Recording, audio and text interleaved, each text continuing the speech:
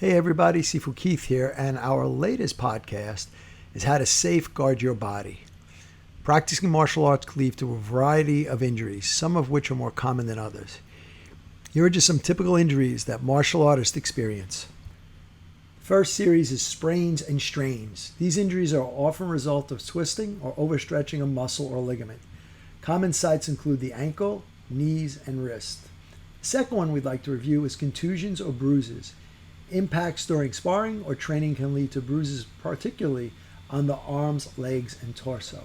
The third one, fractures. Bone fractures can occur, especially in high contact martial arts. Common fractures include those of the fingers, toes, and occasionally arms or legs. Number 4, dislocations. Joints can become dislocated during grappling or striking, particularly in the shoulders, fingers, and knees. Number 5, tendinitis. Overuse can lead to inflammation of the tendons, particularly in the elbows, often referred to as tennis elbow, and shoulders. 6, knee injuries. Injuries to the knee, such as ligament tears, e.g. ACL or MCL tears, are commonly due to high impact nature of many martial art movements. Number 7, shoulder injuries. Rotator cuff injuries or impingements can occur due to repetitive overhead movements or falls. Head injuries. While martial arts emphasize control, accidents can happen. Head injuries, including concussions, can occur in contact sports.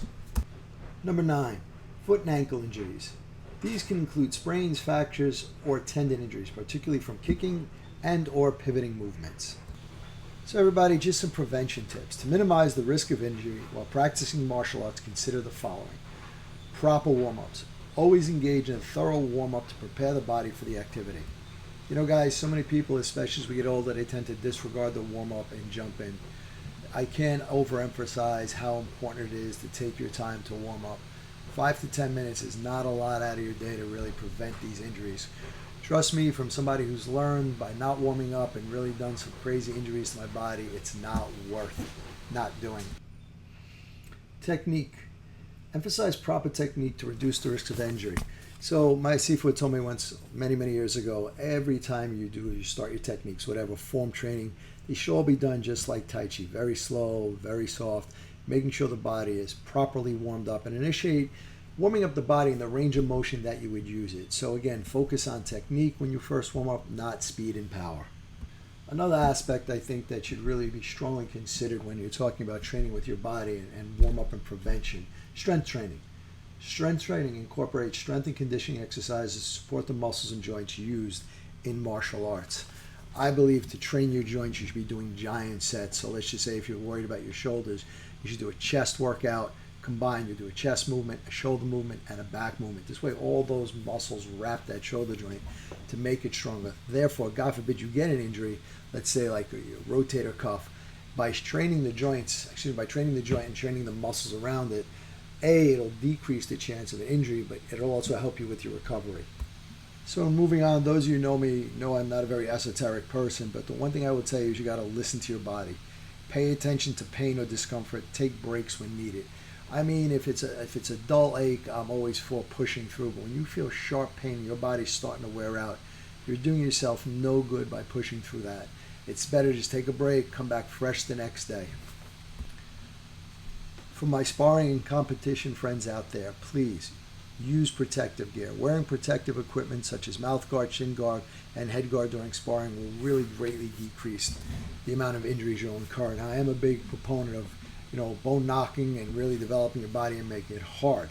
But please, you do not want to get injured. There's no sense in setting your training back 6-8 weeks because you've got a bone bruise or a bad sprain or a muscle tear. So please, using protective gear helps, it helps soften the impact and will really decrease your chance of injury.